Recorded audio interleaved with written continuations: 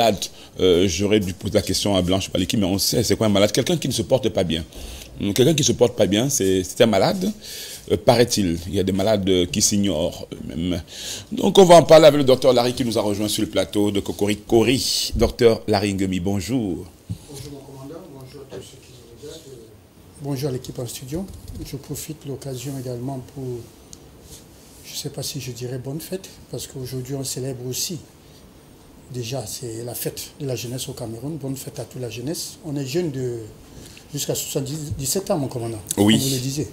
Et je voudrais également dire qu'aujourd'hui, on célèbre la journée mondiale des malades. Voilà, donc à tous ces malades-là, beaucoup de courage. Voilà. En ce 11 février, justement, journée mondiale des malades. C'est quoi, justement, docteur, un malade? J'ai déjà dit ici que c'est un malade, quelqu'un qui ne se porte pas bien, quelqu'un qui se sent peut-être pas bien. Mais c'est quoi exactement un malade? Voilà, c'est vrai que beaucoup de questions vont se poser parce que déjà, qui est malade? Voilà. On se poserait aussi la question qui est malade. Alors, est-ce que tout le monde est malade? Beaucoup de questions doivent se poser. Alors, pour pouvoir savoir si on est malade, il faut forcément, certains diront il faut forcément aller à l'hôpital. Je ne pense pas. Pas tout à fait, parce que la maladie elle-même peut être psychologique. Tout à fait. Voilà. Un stress également, c'est un état de maladie. Donc, quelqu'un malade, c'est celui justement qui souffre d'une maladie. Et la maladie, c'est quelque chose qui trouble, c'est quelque chose qui épuise, c'est quelque chose qui crée une altération de l'organisme. Donc voilà la définition que je pourrais apporter. Comment peut se manifester une maladie, puisqu'on en parle, docteur? Voilà, maladie, c'est vrai que d'une manière générale, nous avons des signes qui ne trompent pas. C'est la fatigue, c'est des douleurs diffuses, c'est céphalée, c'est le mal de ventre, c'est la diarrhée, c'est les vomissements, c'est la fièvre. Voilà autant des manifestations d'une maladie. Toujours est-il dit, s'il faut citer des maladies maintenant avec des symptômes, vous vous rendrez compte que parmi ce que je viens d'énumérer là, il y a un dénominateur commun, c'est soit la fièvre, c'est les frissons, c'est les douleurs, voilà. Voilà, et puis, quelles sont les causes principales d'une maladie? Ou alors, peut-être c'est un petit peu parler de manière figée, mais en général. Bon, en général, c'est vrai que nous avons une cause externe, qui est l'environnement, le climat, mon commandant. Voilà, ça peut être trop froid, ça peut être chaud, ça peut être justement la fumée, la poussière, voilà, saison sèche, c'est ça le climat en général. Et interne, c'est quoi? C'est un déséquilibre émotionnel, c'est ça où je parlais de la psychologie. Il y a d'autres causes qui pourraient être des traumatismes, la malbouffe. La malbouffe qui revient encore. Voilà, l'excès de toutes choses, l'excès sexuel, ça également peut être la cause d'une maladie. Voilà en tout, en général. Docteur, pourquoi est-ce qu'il est important et comment, alors, je ne sais pas comment formuler cette question, mais je parle du diagnostic. Est-ce que justement, il faut forcément, chaque fois qu'on a une petite manifestation, qu'il faut rapidement partir pour diagnostic, et comment et pourquoi diagnostiquer? Voilà, je crois que déjà c'est important, vous l'avez dit en formulant la question, toujours se rendre à l'hôpital, c'est important, et quand bien même on se rend à l'hôpital, on doit diagnostiquer.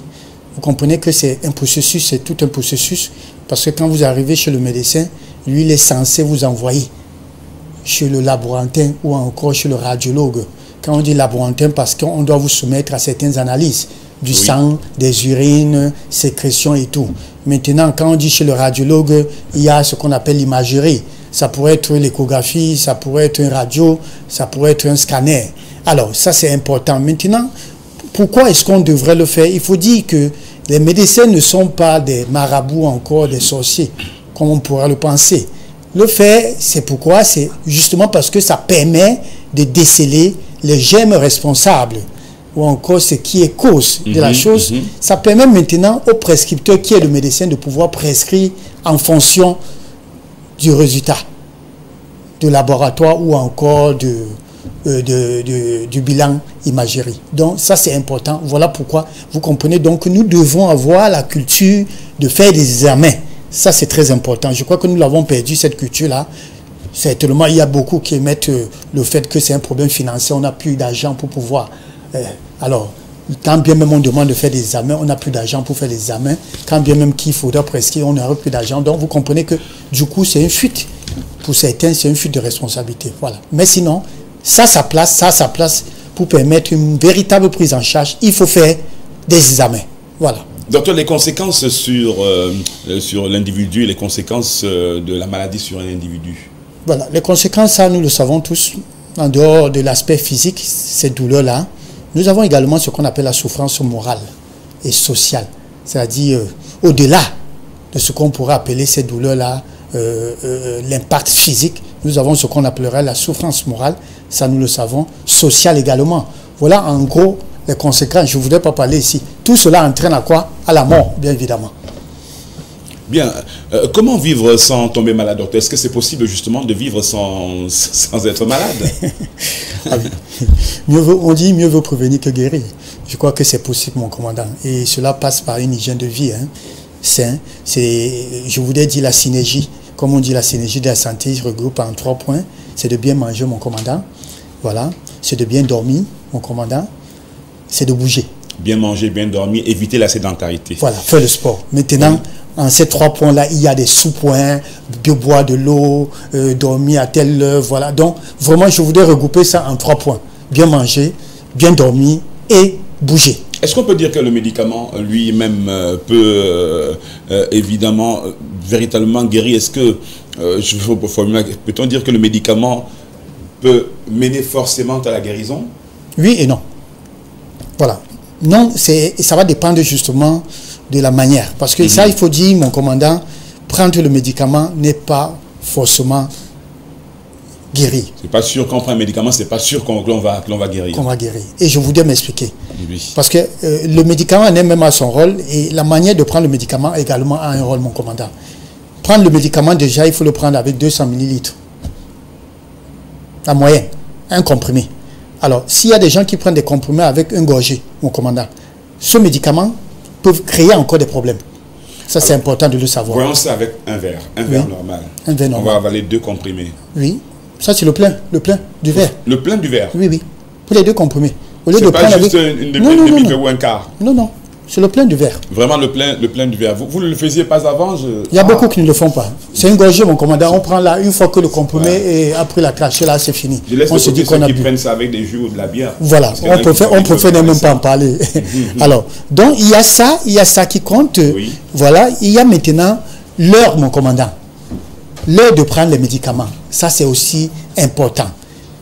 Il faut respecter la prescription. On vous dit matin, midi, soir. C'est certain, le matin, c'est à 11h. Midi, pour eux, c'est à 16h. Et le soir, pour eux, c'est à 23h. Non. Il faut respecter. Il y a un ordre, mon commandant. Il faut le respecter quand on parle de propriétés pharmacodynamiques ou bien cinétiques. Ça respecte l'ordre chronologique de notre corps. Ça, c'est important. Alors, donc, respecter les horaires, ça, c'est important. Maintenant, la conservation du médicament, mon commandant. Il y a certains qui mettent des médicaments au frigo, pour ne pas dire au congélateur. Il faut faire très attention. Pour les suppositoires, on ne peut pas les garder. Oui, ça c'est autre chose. Ça c'est autre chose. Quand je dis les comprimés, non, il faut respecter la température ambiante. Donc la conservation également est très importante. C'est vrai qu'aujourd'hui, avec la bocane, on peut voir les médicaments, on le vend, ça vient même dans les conteneurs pendant des mois et tout. Donc il faut dire que ça, la conservation des médicaments aussi, c'est très important, mon commandant.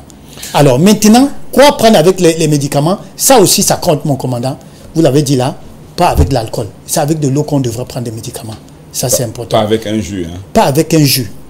Voilà. Un verre d'eau, c'est cool. Même un comprimé. Si on prend un comprimé avec un verre d'eau, ça passe ou alors Oui, oui. Non. Avec ça, oui, il n'y a pas de problème. C'est mieux de consommer beaucoup. Voilà. Maintenant, il y a aussi le fait, il faut respecter les prescriptions. Alors, en termes de posologie, mon commandant, si le médecin vous prescrit un traitement pour 14 jours, respectez-le. Respectez le dosage. Si on vous dit 3 comprimés, ne prenez pas 4. Ça également. Voilà autant de choses qui contribuent à la guérison. Mais dit en un seul mot que le médicament égale ou encore guérison, je dis pas tout à fait. Ça va dépendre justement des conduites à tenir qui accompagnent le processus. Voilà. Docteur, on va aller pour terminer. Est-ce que le médecin doit dire forcément toute la vérité aux malades? Oui, c'est vrai que l'obligation morale voudrait qu'on dise la vérité. Mais alors, la question aussi qu'on devrait se poser, les dispositions Voilà, je voudrais dire juridique, je voudrais pas dire, n'explique pas l'étendue, justement, de cela. Alors, comme pour dire que, c'est vrai, ça va dépendre de la manière, mon commandant. Oui. Voilà, vous savez, vous ne pouvez pas flanquer là, du coup, à la face d'un patient, monsieur, vous êtes sujet du cancer. Je crois qu'il y a, et les médecins le savent, il y a du tact, il y a la manière et tout. Mais certains préfèrent ne même pas savoir.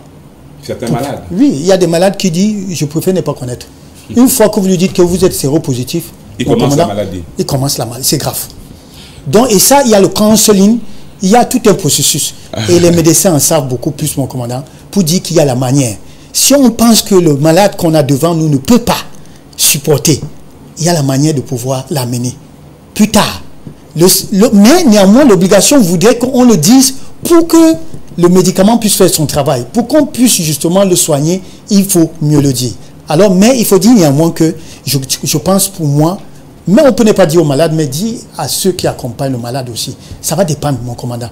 Donc, il faut dire néanmoins que l'obligation morale voudrait qu'on dise la vérité au malade. Ça, il faut le dire.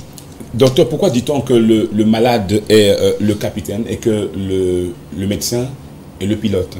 Tout à fait.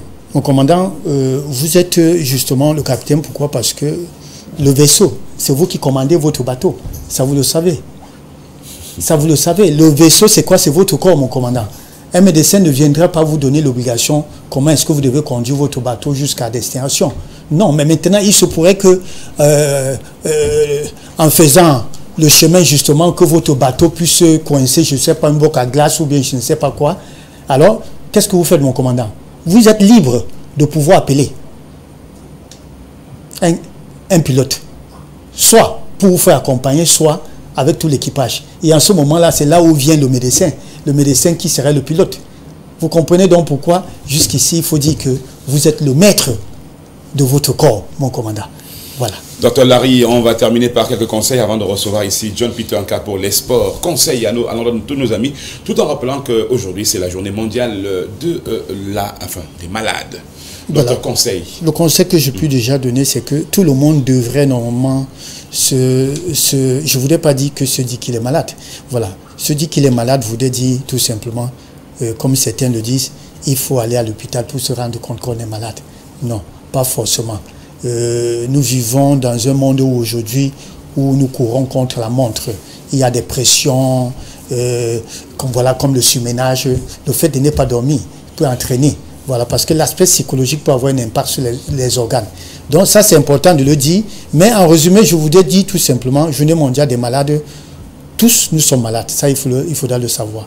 Quand bien même on ne s'en rend pas compte, mais sachez que tous nous sommes malades.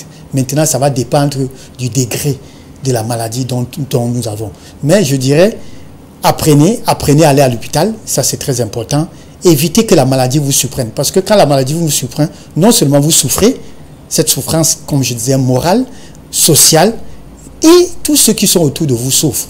Alors, nous le disons, nous sommes encore dans le mois de ce qu'on appelle le cancer, parce que le mois de février, c'est la lutte contre le cancer. Alors, le dépistage précoce, c'est ça, la guérison. La guérison, pourquoi? Parce que le plus tôt serait le mieux.